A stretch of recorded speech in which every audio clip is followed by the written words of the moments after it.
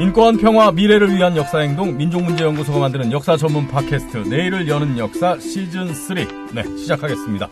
자, 진행을 맡은 MC노 노기환입니다. 반갑습니다. 네. 그리고 오늘도 역시 두 분과 함께 하겠습니다. 민족문제연구소의 조한성 연구원, 최근에 만세 열전이라는 명저가 나왔습니다. 반갑습니다. 네, 안녕하세요. 조작가 조한성입니다. 네, 책 잘 팔리고 있습니까? 네, 잘 팔리고 있습니다. 축하합니다. 네, 다행입니다. 네. 자, 그리고 이분도 함께 합니다. 가요계에 G 드래곤이 있다면 민족문제연구소에는 C 드래곤이 있다. 권시용 연구원 나왔습니다. 안녕하세요. 네, 안녕하세요. 권시용입니다. 네. 네, 그 C 드래곤 얘기 때문에 네. 제가 방송 나간 이후에 지탄을 많이 받았습니다. 왜요? 권시용이니까. 예? G 드래곤이 원래 권지용이잖아요. 그래서 G 드래곤이고. 어디다 갖다 대냐 이런 표현. 아니 왜요? 같은 집안이잖아요. G 드래곤하고. 권 씨는 맞습니다. 아니 근데 이제 이름도 비슷한 거 보니까 학렬도 비슷한 거 아닙니까? 아니 저기 좀 네. 달라요. 아 그래요? 네. 하여간 어찌됐건 C 드래곤. 네, 좋은 말입니다. 네, 맞습니다. 네, 연구소에서도 C 드래곤으로 불리고 있죠. 네, C 드래곤은 불리죠. 그러니까요. 네. 네. 우리 팟캐스트에서도 G 드래곤만큼의 어떤 활약을 기대하겠습니다. 네. 지난 방송에 반응 좋았어요. 예? 반응 예, 좋더라고요. 예. 네. 노덕 연구소 술편. 안에서도. 그러니까요. 빵빵 터졌습니다. 예? 다행이네요. 네. 자, 오늘 이제 이른바 친일파 열전이 되겠는데 세 번째 시간입니다. 오늘 본 방송에 들어가기 앞서서 일단은 조금 많은 분들께서 친일파의 어떤 그 기준이랄까요? 정의. 네. 뭐 이런 거에 대해서 궁금한 것들이 많으신 것 같아요. 네. 그래서 오늘부터는 본 방송에 들어가기 전에 친일파의 기준이랄까 정의랄까 뭐 이런 거 궁금증들을 네. 조금 정리 한 번씩 하고 네, 그리고 방송에 들어가겠습니다. 네, 알겠습니다. 그래서 일단은 오늘 좀 여쭤보고 싶은 건 네. 이런 얘기를 하는 사람들이 많습니다. 예. 일제 강점기 때 산 사람들은 거의 대부분 뭐 친일을 한 거 아니냐? 네. 근데 어떻게 뭐 친일파를 우리가 지금 뭐 얘기하고 이러는 건 그럼 뭐 그 당시에 산 사람들을 다 그렇게 뭐 단죄하자 뭐 이런 얘기냐? 예? 일제 강점기 산 사람들은 다 그럼 모두 친일한 거냐? 뭐 이런 얘기거든요. 네, 네. 예. 이런 부분에 대해서는 우리가 어떤 좀 관점을 가져야 될까요? 이게 이제 친일파들이 먼저 그런 얘기를 하기 시작했고, 네. 일단 친일파 청산을 반대하는 사람들이 그 내세웠던 대표적인 논리 중에 하나예요. 친일파 청산 세력들은 창씨 개명이나 말단 생계 유지형의 소극적인 친일을 한 사람들을 친일파라고 한 적이 없습니다. 그러니까 친일파는 자의든 타의든 지속적으로 일제에 협력하고 민중에 대해서 해악을 끼친 적극적인 분자들을 그 친일파라고 하는 거예요. 이 친일파는 다들 친일하지 않았느냐 이런 논리는 바꿔 말하면 이렇게 되는 겁니다. 인간은 누구나 살인을 저지를 수 있다. 하지만 따라서 살인자들을 다 처벌해서는 안 된다. 이렇게 하는 논리하고 똑같은 거거든요. 그 말 좋네요. 예. 사람은 누구나 살인을 할 가능성을 갖고 있다. 예, 그렇기 때문에 살인자를 단죄해서는 안 된다. 이거는 똑같은 거 아닙니까? 네, 네, 맞습니다. 예. 그래서 네. 해방 이후에 반민특위에서도 그렇고 2000년대 이후에 국가에서 꾸린 친일 반민족 행위 진상규명위원회 거기에서도 그랬고 시민단체인 민족문제연구소가 만든 친일인명사전에서도 그렇고 친일파에 대한 즉 친일 반민족 행위에 대한 명확한 규정을 두고 있어요. 일정 지위를 가진 사람들 적극적인 친일 협력 행위를 함으로써 그런 지위를 가졌던 사람들 또한 명백한 친일 반민족 행위 이런 두 가지 기준 하에서 명확하게 이런 행적을 했던 사람들이 친일파다 이렇게 명확한 규정을 두고 있거든요. 네. 네네. 모두가 친일파라고 하지 않습니다. 그렇습니다. 자, 그래서 우리가 이 팟캐스트 시즌 3에서 친일파들을 다루는 이유는 뭐 이전 방송에서도 충분히 말씀을 드렸기 때문에 뭐 다시 또 언급하지는 않겠습니다. 네. 자, 그렇다면 오늘 세 번째 시간입니다. 네, 이종형 노덕술에 이어서 오늘 우리가 이야기해볼 인물은 누굽니까? 오늘은 오현주, 강낙원 이 사람들에 대해서 두 사람이군요. 네, 네. 일단은 조금 낯서네요, 이름이. 네. 저 같은 경우는. 이 사람들도 친일 인명사전 미수록자예요. 그래요? 네. 일제 강점기의 친일 기록이 부족한 사람. 그러니까 제가 저번에도 얘기했지만 이 친일 인명사전을 계속 이렇게 확대할 필요가 있습니다. 네, 맞습니다. 예. 자, 이 친일 임명사전에도 들어오지 않았는데, 수록되지 않았는데 오늘 다루는 이유는 어디에 있을까요? 그러면? 오늘의 그 핵심적인 내용은 네. 배신입니다. 배신. 배신. 치명적인 배신을 했습니다. 아, 그냥 배신도 아니고 치명적인 배신. 네. 어떤 치명적인 배신을 했을까요? 네? 자기가 독립운동에 참여했는데 네. 나중에 생각이 바뀌어서 네. 그 같이 참여했던 동료들을 고발했어요. 아, 동지들을 팔아넘겼네요. 그렇죠. 아, 뭐 말씀하시니까 네. 제가 최근에 배신한 경험이 있어요. 아, 우리 시드래곤이 누굴 배신했습니까? 원래 남의 물건을 주면 네. 주인을 찾아줘야 되는데. 아, 그렇죠. 도덕 시간에 도덕 시간에 배우잖아요. 네, 근데요. 제가 영화관에 갔다가 돈을 하나 주었는데. 돈 얼마를 주었습니까? 10,000원을 주었는데. 네? 얼마요? 10,000원. 10,000원. 크네요. 10,000원을 주었는데 네. 제 주머니에 넣었어요. 이 자리를 빌어서 예. 반성을 하는데 네. 방송에 안 나갔으면 좋겠네요. 방송에 안 나갔으면 좋겠다고 하면서 뭘 그렇게 주저리 얘기를 합니까? 아니 물어보지도 않았는데 아니, 본인이 얘기해놓고 얘기 다 한 다음에 방송에 안 나갔으면 좋겠다는 게 그게 무슨 말이죠? 제가 이렇게 저질러 놓고 후회하는 타입이에요. 그러니까 제 얘기는 네. 우리 같은 이 선량한 사람들은 그렇죠. 이렇게 10,000원을 주었는데 이거 주인을 못 찾아줘서 네. 양심의 가책을 느껴서 이게 물어보지도 않았는데 고해성사하듯이 얘기하지 않습니까? 네. 근데 이 두 사람은 이자들은 정말 동지들을 배신하는 그런 아주 악행을 저질렀는데도 결국은 고해성사도 안 하고 미안하다는 얘기도 안 하고 그렇죠. 뭐 그랬단 얘기잖아요. 변명만 하고. 예. 벌도 받지 않고. 네. 그게 중요합니다. 벌을 안 받았다는 거. 벌을 제대로 받았어야 나중에 태어난 사람들이 저런 짓 하면 벌 받는구나 하고 제대로 된 사회로 나갈 텐데 벌을 제대로 단죄를 제대로 못했기 때문에 우리가 지금 여기 이 귀중한 시간에 이렇게 또 모여서 얘기를 하고 있는 거 아니겠습니까? 예? 예. 저도 이제 옛날 얘기를 좀 하자면 네. 오늘 많이 나오네요. 예.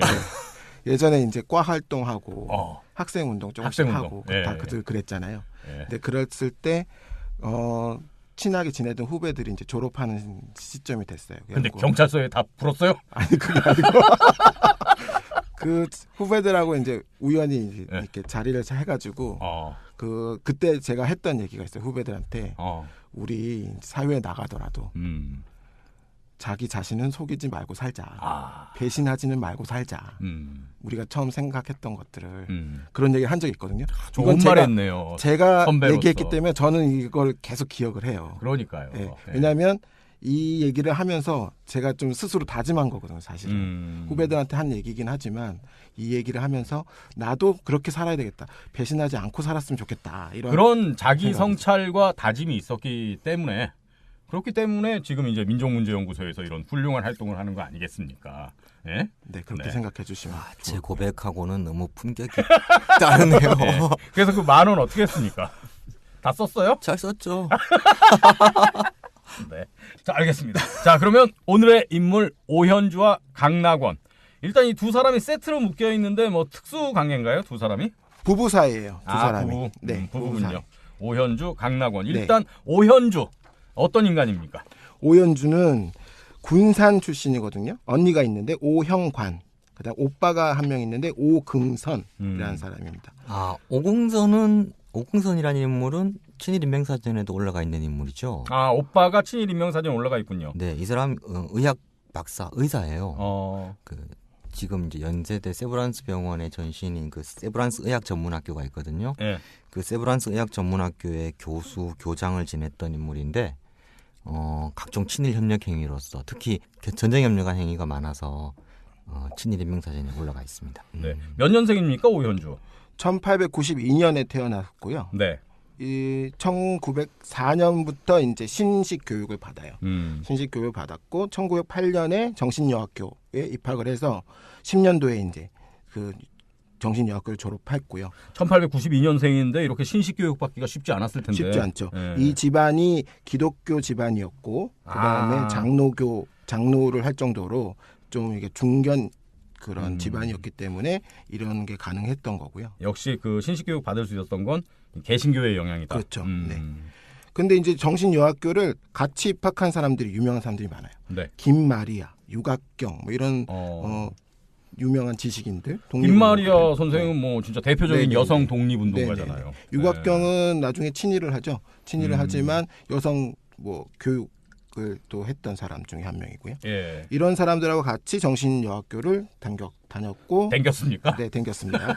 그 다음에요. 졸업하자마자 그때가 한 18살쯤 되는데 네. 별로 이렇게 교육받은 사람이 없다 보니까 다들 교사로 나서요. 일단 오연주라는 사람 프로필 보니까 1892년생인데 개신교의 영향을 받아서 신식 교육을 받은 그 당시에 여성 인텔리다. 그렇죠. 뭐 요 정도네요, 지금까지는. 네, 네. 그럼 남편 강낙원은 어떤 사람입니까? 이 사람이 경신중학교 졸업했고요. 네. 경성고등공업학교도 졸업했고 그 다음에 이 사람이 체육을 잘했나 봐요. 체육인으로 진출을 해요. 네. 체육을 유도하고 검도를 전공했습니다. 그래서 일본 유도의 본산이라고 하는 고독항까지 가가지고 몇 개월은 안 됩니다만 한 4개월, 5개월 정도 유학한 경력도 있고. 체육 엘리트네요. 네, 네. 서울에 와가지고 무도관이라는 유도 수련장 만들어가지고 그 체육인으로 활동 계속하는 거고요.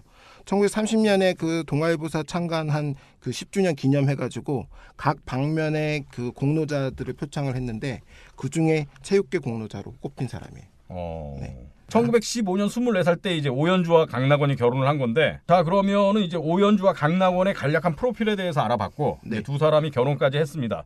그리고 1919년 3.1운동을 맡게 되잖아요. 네, 여기 딱 보니까 오연주라는 사람의 어떤 터닝 포인트가 되는 게 바로 3.1운동이다. 인생을 뒤흔든 3.1운동 이런 키워드가 있는데 네. 오연주가 3.1운동에 적극적으로 참여를 한 건가요? 네, 참여를 했어요. 3.1운동 때 정신여학교에서도 여학생들이 아주 열심히 3월 1일 날에는 학교에서 시위를 했고 3월 5일에는 거리로 나가가지고 막 활동을 하거든요. 그랬을 때 이제 붙잡힌 사람들이 많았을 거 아니에요. 그런 붙잡힌 학생들, 그 다음에 독립운동가들에 대해서 지원하는 활동을 여성들이 하게 됩니다. 그래서 정신여학교 졸업생들이니까 예. 이 졸업생들이 이제 십시일반 모여가지고 돈을 모으고 그래가지고 이제 감옥에다가 그 사식도 좀 넣어주고 그다음에 그런 활동들을 하거든요. 그런 활동을 할 적에 그 이 오현주도 적극적으로 활동을 하는 거고요. 그 남편 강낙원은 그때 뭐 했어요? 그럼 3.1운동 때? 3.1운동 때 이 사람은 만주에 가 있었어요.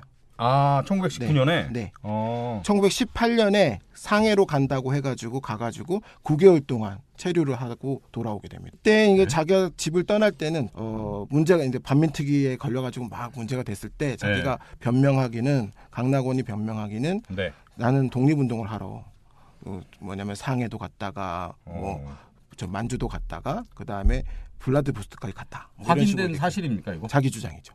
아, 사실은 어떻게 이 사람이 가가지고 어떤 활동을 했는지는 밝혀져 있죠. 왜 갔을까요? 9개월 동안이나. 자, 하여간 3.1운동 때 오현주는 적극적으로 참여를 했고 네. 남편 강낙원은 이제 중국에 머물러 있었고 목적은 알려지지 않았고. 네. 그러면 이제 어찌됐건 오연주는 독립운동을 열심히 한 거네요. 그렇죠. 독립운동 열심히 하다가 이제 단체를 하나 만듭니다. 네. 그게 혈성단 애국부인회. 자, 혈성단 애국부인회라는 네. 비밀 결사를 만들었다. 네. 이게 언니가 회장을 했고. 아까 얘기한 그 오연관. 네. 네. 언니가 회장했고 재무, 통신원, 지방 파견원 이런 사람들을 정할 정도로 좀 구체적으로 활동을 했다는 걸 알 수 있고요. 지방 파견원까지 있었을 정도면 규모가 그래도 꽤 좀 있었다. 있었다는 거죠. 네. 그렇게 활동을 하다 보니까 다른 단체가 있는 걸 알았어요. 비슷한 다른 단체. 여성 단체가요? 네. 그래서 봤더니 대조선 독립 애국부인회. 이름도 비슷해요. 이것도 비밀 결사입니까? 네. 그래가지고 이 두 단체가 우리 이왕에 하는 일도 비슷하고 하니까 합치자. 이렇게 해가지고 1919년 6월 달에 두 조직이 합칩니다. 네. 그래가지고 통합 명칭을 대한민국 애국부인회라고 결정을 해요. 그래서 여기 이제 이때는 회장이 오현주가 되고, 네. 그 다음에 언니 오현과는 고문이 되고, 그래가지고. 그러니까 이제 독립운동을 하는 여성 비밀 결사의 거의 핵심이었다. 이렇게 볼 수 있네요. 그렇죠. 언니와 더불어 같이. 그렇죠. 지금까지는 상당히 긍정적인 인물이네요. 그렇습니다. 예. 그 다음에는요? 그런데 이제 여기서 6월달 이 즈음부터 문제가 생깁니다. 어떤 문제가요? 이게 4월 중순까지는 이 3.1운동이 굉장히 고조기에 다다라지만 네. 4월 이후부터는 이제 쇠퇴기에 이르기 시작하거든요. 그리고 6월달이 결정적으로 무슨 일이 있냐면 파리 강화 회의로 비롯된 국제적인 그 정세가 끝이 나요. 파리 강화회가 이제 종결이 돼요. 파리 강화회가 이제 1차 세계대전 이후에 국제 관계를 이제 정리하는 거잖아요. 그렇죠. 거기서 거의 그 조선의 독립에 대한 건 이런 방구가 없었죠? 그렇죠. 네. 3.1운동의 시작 지점에서 그 파리 강화회의에 대한 기대가 컸는데 이제 거기에서 조선에 대한 독립 문제는 논의 대상이 안 되었던 것이죠. 일본이 승전국이었으니까. 그렇죠. 네. 그렇죠. 네. 그러니까 이런 결정이 내려지니까 독립운동가들은 굉장히 큰 실망을 했겠죠. 결국 하여튼 파리 강화회의에서 조선에 대한 언급이 긍정적인 언급이 전혀 없었기 때문에 더 위축될 수밖에 없었다. 네. 그런 과정에서 지금 조직을 확장한 거고 회장을 맡은 거거든요. 오영주가. 그러다 보니까 6월달 이후에 활동이 없어요. 아, 1919년 6월 이후에? 네. 통합을 했는데 회장이 오현주인데 네. 이 오현주라는 사람이 활동을 하지 않습니다. 오현주가 그 당시에 실망을 상당히 많이 했을까요? 실망을 많이 했던 것 같아요. 실망했을 뿐만 아니라 뭐냐면 정세가 이렇게 막 그 끝이 나니까 그 혁명적인 정세가 끝이 나니까 좀 회의를 했던 것 같아요. 독립의 가능성뿐만 아니라 독립운동을 지속했을 때의 위험성에 대해서도 굉장히 생각을 많이 했겠죠. 그래서 생각이 바뀐 것 같습니다.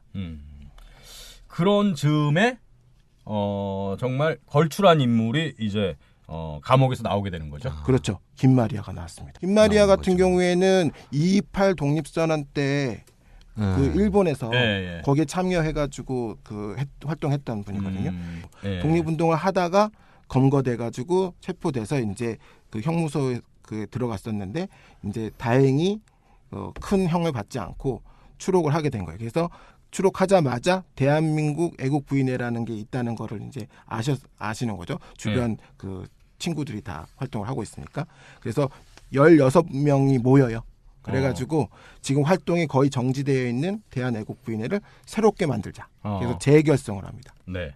근데 이제 재결성했는데 그리고 김마리아 선생이 회장이 됐는데 여기에 이제 오현주도 참여를 하죠. 네, 오현주는 교재부장이라는 직함으로 주로 이제 망명자들, 해외 망명자들하고 대외 연락을 하는 책임을 맡는다고 하는데 오현주 자기 말에 의하면은 자기는 참여 안 했다 그래요. 아, 그래요? 네, 이 재결성하는 과정에도 참여를 안 했고, 그 다음에 재결성 단 후에 그 교재부장이라는 걸 맡게 됐는데 자기는 거의 그걸로 활동한 적이 없다. 뭐 이런 식으로 증언을 하고 있습니다. 네. 자, 여기서 우리 김마리아 선생에 대해서 간단하게 좀 어떤 분인지 짚고 넘어갈 필요가 있을 것 같습니다. 아까 말씀드렸다시피 대한민국 애국부인회를 재결성해가지고 끌어나가다가 그러다가 그 조직이 탈로 나가지고 또다시 옥고를 치렀던 그런 분이고 이분이 그 두 차례의 옥고를 치르고 그 과정에서 엄청난 고문을 당했고 그리고 나서 상해로 망명을 하거든요.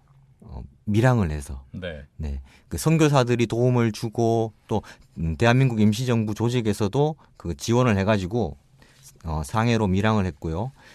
그 뒤에 그런 에피소드가 있어요. 1923년에 임시정부를 둘러싸고 국민대표회의가 열렸거든요. 그 회의석상에 이분이 애국부인의 대표 자격으로 참여를 했어요. 근데 사람들의 기억에 따르면 이 김마리아 선생이 자기 자리에 30분을 앉아있지를 못했대요. 이리 옮겨 다니고 저리 옮겨 다니고. 건강이 안 좋아서? 그러니까 앉아있을 수가 없었던 거죠. 고문 때문에. 그러니까 고문을 당해가지고 몸도 많이 피폐해졌고 동시에 정신도 좀 많이 황폐해졌던 그런 상황이었던 거예요. 그래서 다른 독립운동가들이 김마리아 선생의 그런 좀 어수선한 행동을 보고서도 그 고문 때문에 그러니까 우리가 아무 말 말자 이해를 했다고 하는 그런 에피소드가 있어요. 네. 30년대 미국에 유학을 해서 공부를 쭉 하셨고요. 공부하시고 돌아와서 국내에 좀 머물다가 광복을 앞두고 돌아가셨던 것이죠. 그렇습니다. 네, 하여간 독립운동사에서 여성 독립운동가로 정말 큰 족적을 남기신 분이 김마리아 선생인데 이 김마리아 선생이 이제 대한민국 애국부인회 지지부진한 상태에 있는 걸 다시 재결성했습니다. 그래서 이제 대한민국 애국부인회 활동을 이제 탄력을 받아서 이렇게 쭉 하게 되는데 우리가 오늘 방송 초기에 얘기했던 이 오현주의 치명적인 배신이 일어나게 되는 거죠. 그렇습니다. 네. 자, 배신의 구체적인 경과를 한번 살펴보겠습니다. 네. 시작은 강낙원이 만주에서 돌아왔다는 것에서 시작을 합니다. 그래서 귀국한 다음에 유근수라는 남자를 데리고 와요. 어떤 남자죠, 유근수? 그러니까 데려와서 소개하기로는 자기의 유도 사범, 그리고 체육계 선배다라고 소개를 해갖고 데리고 왔는데 네. 당시에 이 사람은 대구경찰서 경찰이었습니다. 대구경찰서의 형사였다. 네, 고등과 형사. 데려왔는데요. 데려와가지고 이제 네. 부인을 설득을 하죠. 이제 뭐 3.1운동 다 끝난 것 같다. 그러니 지금 활동하고 있었던 것을 접어라. 그리고 뭐냐면 안전을 도모하자. 부인을 설득을 했고 아마 설득이 된 것 같아요. 그래서 그 자료를 다 넘겼어요. 애국 부인의 비밀 문건을 갖고 있었거든요. 오연주가. 네. 그래서 오연주가 그 자료를 다 넘겼고. 뭐 문건을 줬을 때 조건이 있었을 거 아니에요. 뭐 내 안전을 보장해달라 그렇죠. 이런 거라든가. 그래서 자기 부부 강낙원, 그 다음에 자기 오연주, 그 다음에 그 언니 있잖아요. 오영관. 네. 그 세 명의 안전을 보장해줄 것을 조건으로 걸었고. 그래서 비밀 문건 양도했고, 그다음에 유군수라고 하는 이 형사가 그 또 수완이 좋았던 것 같아요. 그래서 이거를 누구한테 가져가냐면 그때 당시 경무국장이었던 아카이케 아스시라고 하는 경무국장한테 직접 그 거래를 합니다. 경무국장이면 상당히 고위직이죠. 최고위직이죠. 네. 그래서 그 경무국장을 만나갔는데 직접 이 사람들 다 데리고 가요. 강낙원, 오현주 다 데리고 가가지고 그래서 같이 같은 자리에서 만나서 얘기를 하는 거죠. 이런 조건들, 그 안전을 보장해주는 대신 다 물겠다라고 하는 거 그런 얘기를 다 했고 그 다음에 아케이케가 그 자리에서 얘기를 이 오연주한테 물었다 그래요. 당신은 이후부터 애국 부인의 정신을 버리고 방침을 달리하여 명칭도 격증해서 사회에 다른 사업을 하겠는가라고 했더니 오연주가 그렇게 하겠다라고 대답을 했대요. 그림이 딱 나오네요 이제. 남편 강낙원은 9개월 동안 밀정짓을 하다가 온 거고요. 그 사이에 자기의 아내가 여성운동에 깊숙하게 독립운동에 깊숙하게 개입하게 있다는 사실을 알게 됩니다. 그래서 어찌됐건 내 아내니까 뭔가 내 아내는 살려야겠다는 생각에 자기가 친한 인맥을 동원해서 그 형이 대구경찰서 형사였지. 그래서 이 형을 데리고 온 겁니다. 대강 그렇게 볼 수 있죠. 그리고 네, 이 맞아요. 유군수라는 이 형사도 실적에 목이 말라 있었던 거죠. 그러니까 덥석 물고 같이 온 거예요. 그렇죠. 그리고 이 오현주 같은 경우는 지금 마음이 삐쳐 있는 상태입니다. 어찌됐건 내가 회장인데 김마리아가 출소해갖고 회장이 바뀐 거거든요. 그러니까 감정적으로 안 좋은 상태예요. 그리고 보니까 파리 강화회의 이후에 정세도 혁명적이지 않고 조선 독립은 요원할 것 같고 그 나라도 잘 먹고 잘 살아야겠다라고 마음을 바꾼 거죠. 그래서 이런 제안을 덥석 문 겁니다. 박정희랑 똑같네요. 여순 사건 때 박정희가 동지들 다 팔아가지고 지만 산 거 아닙니까? 그렇습니다. 닭깎기 마사오네요. 여자 닭깎기 마사오 맞죠? 배신자들은 다 비슷해요. 네. 보면. 확 올라오네요 또. 네. 저의 그림이 거의 완벽하지 않습니까? 네, 정리가 시드래곤? 점점. 그래서 건거가 시작되는 거예요.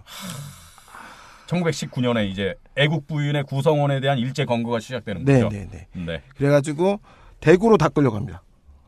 대구 경찰서 왔으니까. 네. 그러니까 실적을 그렇죠. 그러니까 거래를 한 거죠. 경무국장한테 대신에 내가 주도할 수 있게 해줘라. 그러니까 대구 경찰부로 다 끌고 가는 거죠. 그래서 대구에서 수사를 받습니다.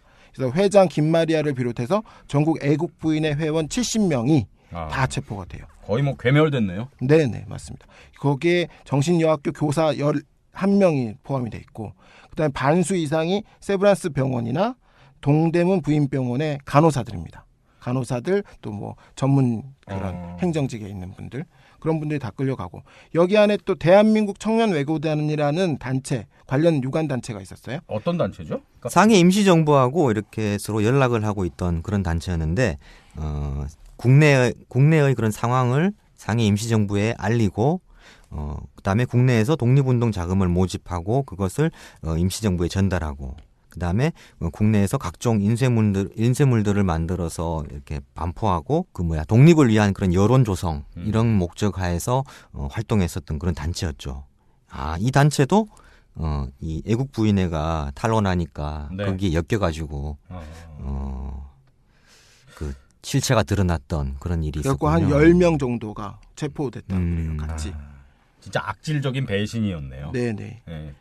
그래서 이제 수사는 그렇게 해서 대구에서 적극적으로 됐고 엄청난 고문이 있었다 그럽니다. 아까도 계속 저희가 말씀드렸잖아요. 고문이 심각했다고. 그러니까 아까 말씀드렸던 네. 그 김마리아 선생의 네. 그 고문 후유증이 여기가 결정타 아닙니까? 그렇죠? 그렇습니다. 맞습니다. 예. 그래서 고문이 일단 일본 경찰들이 일제 경찰들이 어떻게 했다 그러냐면 그냥 뭐 질문으로 시작하는 게 아니래요. 무조건 때리고 시작한대요.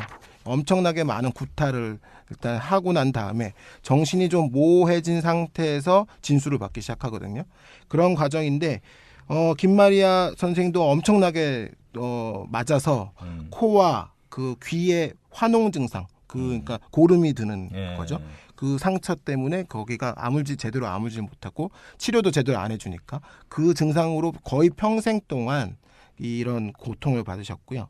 그 다음에 또 입에 담기 힘든 사실은 예. 입에 담기 힘든 고문도 당하셨는데 불에 달군 인두로 그 성기에다가 그 지지는 그런 그러니까 그때 말로 자기들끼리는 이제 화침질이라 그랬대요. 그거를 화침질이라는 그런 사실상 말하면 성고문입니다. 성고문. 그렇죠. 그 성고문을 당하셨다는 거고요. 이런 고문을 당하셨다는 거를 이제 들으면 그 23년도에 그 회의석상에서 30분도 앉지 못하고 이렇게 서성일 수밖에 없었던 그런 것들을 이해할 수 있게 되는 거죠. 그러니까 일제 경찰이 얼마나 진짜 야만적이었는지 예? 그걸 알 수 있는 그런 사례가 되겠습니다, 진짜. 김마리아 선생뿐만 아니라 그때 이제 체포된 분들은 거의 다 이런 모진 고문을 당했다는 거 아닙니까? 백신영이라고 하는 그 결사부장 또 부산 지부장 하셨던 이분은 워낙 맞고 그러는 바람에 심각한 위장 손상이 와서 거의 밥을 드시지 못하셨대요. 그래서 그 뼈밖에 안 남는 상태, 빈사 상태에 빠지신 그런 분도 계시고요. 그다음에 이정숙이라고 하는 서울 지부장 하셨던 분은 동상이 너무 심하게 걸려가지고 제대로 걸을 수 없는 상태에 도달했다고 합니다. 네. 오연주도 어찌됐건 이때 그렇죠. 그 보직을 맡고 있었잖아요. 네. 어떻게 오현주 됐습니까? 자기 말로 하룻밤 유치장에 갇혔다 그럽니다. 그리고 풀려나는 거예요. 뭐 이게 약속 받고 둔 거니까. 네. 예.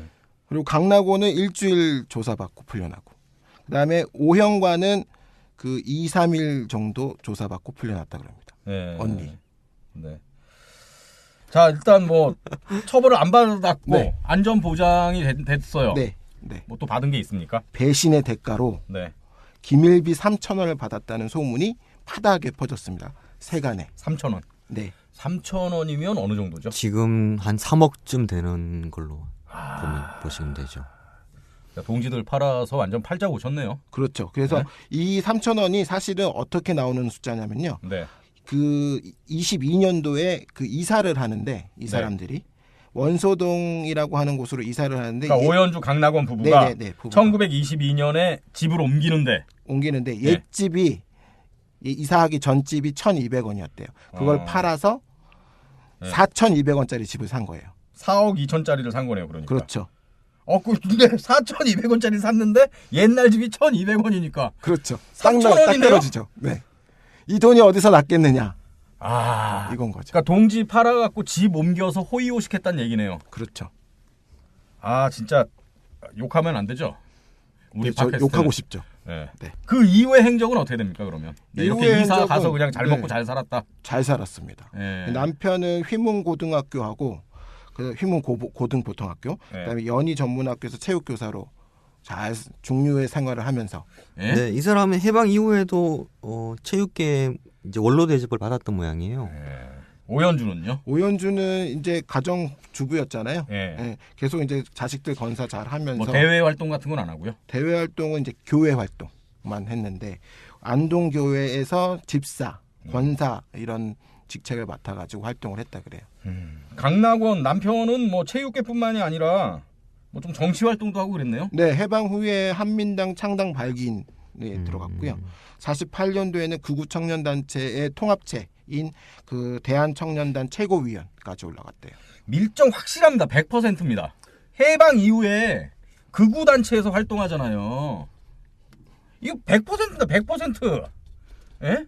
한 인간이 어떤 인간인지 알려면 이 인간이 했던 공적인 활동을 쭉 해보면은 이게 답이 나오는 거 아닙니까? 예? 파라다이스 강낙원. 예? 지 혼자만 파라다이스에서 살았네요. 그렇네요. 네? 동지들 팔아갖고 지 맞아요, 혼자만 맞아요. 낙원에서 산 거예요. MC도 굉장히 예리한 면이 있습니다. 제가 엄청 예리합니다. 몰랐습니까? 잡지식도 강하고요. 와, 정말 한마디로 네. 동지들 팔아서 지들끼리만 낙원에서 살았다. 그렇네요. 이렇게 정리할 수 있습니다. 강낙원 오연주는. 네. 예. 한민특위에 체포가 된 거죠. 네. 해방 이후에. 해방 후에 이제 최대 위기죠. 예. 이 두 부부. 잘 먹고 잘 살다가. 그렇죠. 예. 1949년 3월 16일 날 체포가 됐습니다. 그리고 두 사람 다 같이 체포됐어요. 오현주, 강낙원. 반민특위에 체포된 혐의도 밀정 밀정행위로 독립운동을 방해한 혐의네요. 네, 맞습니다. 6,500% 확실합니다. 예. 아까 그 형사 있잖아요. 네. 그 유군수, 네. 대구경찰서. 유군수는 반민특위에 안 끌려갔어요? 유군수는 정확한 기록은 안 나오는데 네. 같이 이제 뭐 구속이 됐는지 체포가 됐는지 그런 기록은 안 나오고요. 8월 30일 날 불구속 송치 됐다는 내용이 나오고. 반민특위에서 특별검찰부로 불구속 송치를 했는데 그 다음에 특별검찰부에서는 이걸 어떤 결정을 내렸죠? 기소 중지. 기소를 하지 않았죠. 네네. 이때가 반민특위가 거의 와해된 그 지경이었고 그랬기 때문에 아마 네. 조금 더 조사를 하거나 뭐 의지를 보이지 않았던 거죠. 그러니까 8월 말이면 정리수 이미 끝나가는 시기. 반민특위가 거의 네. 붕괴된 그런 시점이기 때문에 그렇군요. 재판은 뭐 어떻게 진행이 됐습니까? 어찌됐건. 재판은 저희가 좀 이제 본격적으로 살펴봐야 되는데요. 네. 그 체포한 다음에 수사 의견서가 있어요. 어. 그러니까 기소 의견서 같은 거겠죠. 제가 한번 읽어보겠습니다. 네네. 의견서. 네. 피의자 오현주는 대한애국 부인회를 재조직할 시에 김마리아가 회장이 되고 오현주는 외교부장으로 선임하였으나 이를 고사하고 관계 문서는 부석이 김영길에게 보관시켰던 것을 피의자 오현주가 상해 임시정부에 보고한다 빙자하고 취득하였다가 남편 강낙원과 합작하여 경무국장에게 주고 고발하였으며 기밀금 3,000엔까지 받았고 강낙원과 합작 이로 인하여 다수의 동지가 징역을 3년 내지 1년까지 살았으니 이는 독립을 방해함은 물론이요 민족 반역자로서 최악질적 행위였다. 민족 반역자로서 최악질적 행위를 했다는 의견이 있는 거잖아요. 그렇죠. 왜 처벌을 못했다는 거 아닙니까? 그렇죠. 뭐 또 좀 더 살펴볼 그때 내용이 있습니까? 당시에 그 재판 과정에서 이제 증인들이 여러 명 나오거든요. 네. 이때 그 피해를 입었던 독립운동가들이 증언을 합니다. 그래서 애국 부인의 동료들. 그렇죠. 애국 부인의 서기로 있었던 신의경이라는 분 증언인데 네. 읽어보면 마음이 되게 아픕니다. 그 대구 경찰서에 잡혀갔을 때는 아무것도 모르고 잡혀갔다는 거예요. 그런데 예심 해부되고 난 다음에 이제 그때서야 면회인도 만날 수 있게 되고 변호사도 이제 좀 출입하게 되고 그 전까지는 다 그냥 경찰서에 갇혀갖고 수사만 받는 상황이에요. 그런데 변호사가 와가지고 그때 하는 얘기가 강낙원 오연주가 대구의 형사인 유군수한테 밀고 해가지고 체포했다. 이런 얘기를 변호인한테 그제서야 듣게 된 거예요. 그때 알았다는 거고. 동지에게 배신당했다는 것을 그제서야 알았다는 거죠. 얼마나 마음이 아팠겠어요. 네. 근데 그거 알기 전까지는 계속 오연주는 왜 안 왔나 여기에. 그죠. 대구에. 우리 조직이 발각돼 갖고 지금 다 대구 경찰서에 잡혀왔는데 오연주는 어디 갔나? 핵심이었는데 왜 오연주는 없지? 이런 생각 당연히 하게 되는 거죠. 그렇죠. 그러니까 계속 걱정하면서 찾았다는 거예요. 동지들끼리. 그렇죠. 혹시 뭐 어떻게 하다가 잘못됐나? 잡혀오는 과정에서 그렇죠. 걔는 어떻게 다치거나 그러니까 혹시 죽거나 죽었나. 혹시나, 그런 의심 대신 일단 걱정을 먼저 했겠죠. 그렇죠. 동시니까. 네. 예. 그리고 대구 감옥에 가면 혹시 있으려나 했는데 대구 감옥 가도 없었다는 거예요. 근데 나중에 들어보니까 강낙원이 그 유군수를 데리고 와가지고 그렇게 오연주랑 짜고 이렇게 다 불어서 자기들이 구속됐다는 사실을 알고는 기가 막혔다는 증언을 하는 거죠. 그래서 그렇죠. 이분이 이렇게 묻습니다. 오연주가 어찌하여 그런 짓을 했는지 이유라도 알았으면 좋겠다. 이런 증언을 해요. 이런 얘기를 해요. 그러니까요. 다른 분들의 증언도 있죠. 네. 그때 당시에 재무부장을 했던 장선이라는 분이 증언하셨는데요. 이분의 증언에는 어떤 내용이 있냐면 너무 이제 모른 채로 붙잡혀 가가지고 막 수사를 받으니까 예심 종결한 다음에 김마리아랑 이혜경 그다음에 이 장선희 이 세 분이 진정서를 제출을 했대요. 판사한테 도대체 우리가 왜 잡혀왔는지를 좀 제대로 판사랑 얘기하고 싶다. 그래가지고 판사를 면회를 했다는 거거든요. 판사를 면회했는데 판사가 뭐라고 얘기하냐면 너네들은 경찰에서 잡은 거 아니고 너희 동지들 중에서 고발자가 있어서 잡았다. 그리고 그 고발자는 살해금으로 금 3,000엔을 주고 뭐냐면 고등형사 집에다가 음식을 잘 먹여서 집에다가 보내놓았다. 이 얘기가 뭐냐면은 오연주가 수사받을 당시에 한 5개월 동안 유군수 집에서 묵으면서 대구 인근에 머물렀던 거예요. 그런 얘기를 하면서 고발자는 재판 당국에서 자수한 것으로 취급을 했다. 이런 얘기를 판사한테 들었다는 거죠. 참 그 당시에 동지로 오연주를 믿고 열심히 활동을 했던 그분들이 동지인 줄 알았던 오연주의 배신으로 이렇게 다 들어와서 모진 고문을 다른 동지들이 또 모진 고문을 받는 걸 지켜봤을 거 아닙니까? 그렇죠. 그런데 결국엔 오연주의 밀고 때문에 우리가 이렇게 됐다는 걸 알았을 때 그 심정.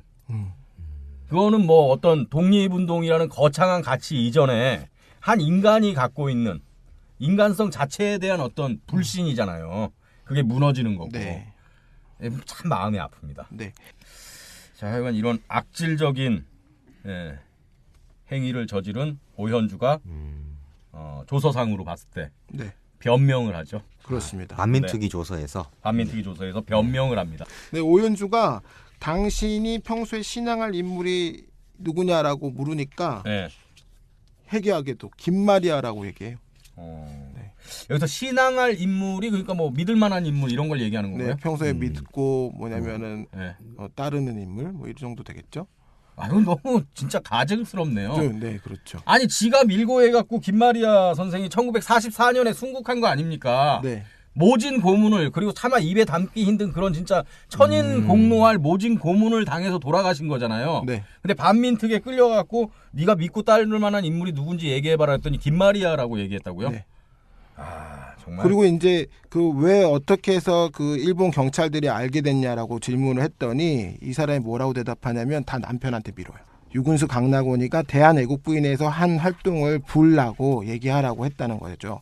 근데 자기는 끝까지 얘기하지 않으려고 했는데 한 2, 3일 같이 지내다 보니 유군수가 좀 믿을 만한 인물이었다는 생각이 들어서 유군수한테 말을 하게 됐고 그 말을 하고 난 다음에 얼마 후에 유군수가 경찰들을 데리고 네. 체포하러 왔다는 거죠. 그래갖고 자기가 또 체포가 됐다. 이런 식으로 변명을 했습니다. 아무것도 모르고 당했다. 그렇죠. 말도 안 되는 얘기하고 있네요. 그럼 지는 왜 하룻밤만 유치장에 있고 나오고 유군수 집에서 그렇게 몇 달 동안 호의호식하고 그렇죠. 예? 그리고 3,000원 딱 맞게 3,000원 차익 나는 넓은 집으로 이사 가고 계속 지금까지 살았는데 무슨 얘기를 하는 겁니까 지금? 그러니까 이제 이 첫 번째 그 신문에서는 남편한테 이렇게 미는 발언을 한 거예요. 근데 이게 조금 심했다고 생각을 했던 것 같아요. 이 두 번째 신문 조서에서는 네. 남편을 또 변호합니다. 그 유군수 집에서 5개월 동안 이제 숙식을 했다 그랬잖아요. 그때 이제 강나곤이가 하루는 와가지고 뭐라고 얘기했냐면 남편이 자기한테 자기는 유군수가 형사인지 몰랐다는 거예요.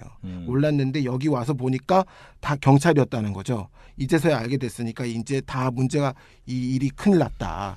이제 그러니까 이걸 어쩌면 좋겠느냐 이런 식으로 강나곤이 자기한테 얘기했다는 거죠. 처음에는 남편한테 밀다가 이번에는 그 형사였던 유건수한테 또 다 미는 거죠. 덮어씌우는 그러니까 거죠. 남편 강나곤도 속은 거였다. 그렇죠. 예. 그런 식으로 변명했고 자기가 잘못한 걸 알아요. 이 사람은 알죠. 알죠. 알고 아니까 김마리아도 끌어들이려고 하고 그렇죠, 맞아요. 그리고 이런 변명을 했다, 저런 변명을 했다가 그러는 거죠. 네. 반민특위 3회 신문조서에서 또 뭐라고 얘기합니까? 나는 김마리아 사건 발생 이래 30년 동안 불안과 불만 속에서 살아왔다고 얘기를 합니다. 그리고 그것은 유군수의 유혹에 빠져서 본의 아니게 일을 저질러서 많은 동지를 희생케 하였으며 고생하고 나온 동지는 본인에게 고발을 하였다는 거죠. 그래서 또는 김일비 3,000원을 받아 먹었다 그러면서 세간의 유포가 돼갖고 얼굴을 들어서 답변할 수도 없는 상황에 빠졌었고, 그래서 나의 양심은 그러하지 않았음에도 불구하고 이렇게 이제 고통을 받아서 원하는 바는 유죄 무죄를 논함은 이제 절대로 아니지만 30년간 이렇게 암흑 속에 묻혀있던 그런 진실을 좀 명료하게 공정하게 판단해 주십시오라고 얘기를 합니다. 누가 누구한테 지금 고통을 운운합니까? 자기도 피해자라는 거잖아요. 아니, 피해자 코스프레. 그러니까요. 아니 누가 고통을 받았습니까? 수많은 동지들이 고문받아서 평생을 고통 속에서 살았는데 큰 집에서 호의호식하면서 잘 먹고 잘 살아놓고 그 앞에서 고통 운운한다는 것 자체가 이게 말이 안 되는 거죠. 이거는 거의 그런 거예요. 그 연쇄살인범 유영철이나 강호순 이런 인간들이 네네. 꿈마다 내가 죽인 피해자들이 나와서 내가 맨날 악몽 속에 살아 너무 힘들어. 이렇게 얘기하는 거랑 똑같은 겁니다. 야, 그렇군요. 예?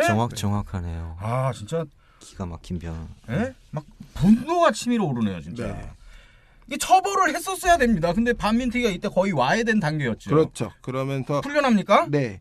오연주는 일단 불기소 처분을 하는데 이유가 뭐냐면은 강낙원이가 더 적극적이었던 것 같다는 거죠. 그리고 유근수하고 강낙원이 알아서 상의하고 행동한 것 같고 오연주는 그 강낙원의 요구에 따른 것밖에 없는 것 같다. 그리고 고의가 게재했다는 그런 죄의 증거를 찾기가 어렵기 때문에 불기소 처분하겠다. 뭐 이런 식으로 결론이 났습니다. 너무 관대합니다. 네, 반민특위가 뭐 힘이 없었다 그래도 네. 이렇게 불기소 처분해 준 건 그냥 뭐 제 기준으로 봤을 때 너무 관대한 처분이 아니었나 네. 그런 생각이 듭니다. 그래서 이제 반민특위는 대신에 이제 강낙원을 강력하게 처벌을 하고 싶었던 것 같아요. 그래서 네. 강낙원은 기소까지 했고요. 그다음에 했지만 이제 이후에 반민특위가 와해되는 과정에서 보석 조치로 석방되고 네. 그다음에 와해되면서 이제 위야무야돼 버렸습니다. 그리고 강낙원은 아까 우리 시드래곤이 얘기했던 것처럼 네, 대한민국 체육계에서 그 원로로 그렇죠, 이름을 남기고 대접받고 그렇죠. 그리고 오현주는 이제 반민특위에서 나온 다음에 불기소 처분 받은 다음에 어떻게 살았습니까? 계속 이제 교회 댕기면서 교회 또 댕깁니까? 네, 댕겨야 됩니다. 아까 정신여하고 댕겼다 그러더니 교회도 댕깁니까? 네네. 예. 어떻게 그래? 교회 댕기면서 어떻게 됩니까? 댕기면서 이제 집사하고 권사하고 아까 얘기했던 예. 그런 거 하다가 평생을 잘 누리고 살다가 네. 1989년 네. 향년 98세 그렇게 사망하게 됩니다. 천수를 누릅니다. 진짜 말 그대로 천수를 누렸네요. 네네. 네, 하여튼 건강에 안 좋은 방송. 네, 오늘 시즌 3 세 번째 오연주 강낙원 이야기를 했는데 이것도 정말 그러니까 친일파 얘기하다 보면 네. 열불이 터지죠. 열불이 터지면서 네. 그러니까 우리의 현대사가 기회주의자들이 너무 잘 먹고 잘 삽니다. 네네. 이게 동지 배신하는 게 전형적인 기회주의자 아닙니까? 예? 네. 계속 저는 진짜 박정희랑 오버랩이 많이 돼요. 거의 여자 박정희 같습니다. 예? 그러니까 우리의 현대사가 그리고 우리 지금 민주주의가 아직도 진행형이라는 얘기가 결국은 좀 좋은 사람들이 좀 더 잘 살고 잘 먹고 잘 살고 네. 이런 사회로 가야 되는 거잖아요. 근데 계속 이런 나쁜 인간들, 기회주의자 그리고 불의한 인간들이 훨씬 더 잘 먹고 잘 사는 사회가 계속 유지돼 왔다는 거죠. 네. 우리가 이 사람들을 개인적으로 미워해서 이런 얘기를 하는 게 아니잖아요. 좀 더 좋은 공동체를 만들자고 지금 이렇게 방송을 그렇죠. 하는 거 아니겠습니까? 예? 미워하는 것 같은데. 그리고 네. 막말로 이런 인간들은 좀 미워해도 되는 거 아닙니까? 그렇죠. 예? 저도 믿습니다. 너무 관대해요. 아까 그 불기소 처분했다는 것도 너무 관대하고, 예. 이게 최근의 일입니다. 1989년까지 이런 사람이 같이, 예? 대한민국이라는 이름 아래 같이 살고 있었다는 거 아닙니까? 그렇죠. 예? 저 같은 경우에는 이 오현주, 강낙원 이 사람들은 치명적인 배신이잖아요. 네. 치명적인 배신이고 누구나 들으면 이 이야기를 들으면 분노할 수밖에 없는 그렇습니다. 거고요. 하지만 이제 저 청취자분들의 대부분은 다 선량한 분들이고 저희도 마찬가지고 그래서 그런 생각을 좀 해봅니다. 우리는 배신하지 말고 살자. 그런 생각으로 오늘의 결론을 그걸로 삼았으면 좋겠습니다. 독립운동을 안 했다고 네. 우리가 안 했다고 미워할 수는 없는 거잖아요. 그럼요. 당연하죠. 왜 독립운동을 안 했어라고 비난할 수도 없는 것이죠. 당연하죠. 근데 독립운동을 하다가 배신을 했다. 이건 정말 더 나쁜 악질적인 그런 행위였죠. 독립운동 하다가 나 너무 힘들다. 그럼 동지들에게 얘기하는 거죠. 네. 아, 나 너무 힘들어서 다시 그냥 생활인으로 돌아가야겠다. 네. 가족들도 있고. 뭐 그러면 뭐 누가 뭐라 그럽니까? 이렇게 다 밀고 해서 결국은 자기만 혼자 떵떵거리면서 잘 먹고 잘 산 거잖아요. 예? 그렇죠. 예. 그리고 이런 사람이 또 제대로 처벌받지도 않았다. 여기에 더 큰 문제가 있는 거고요. 네. 내일을 여는 역사, 네, 팟캐스트 들으시는 우리 청취자 여러분, 마음에 드시면 좋아요, 또 댓글 많이 남겨주시면 고맙겠습니다. 다음 시간에 또 만나겠습니다, 여러분. 고맙습니다.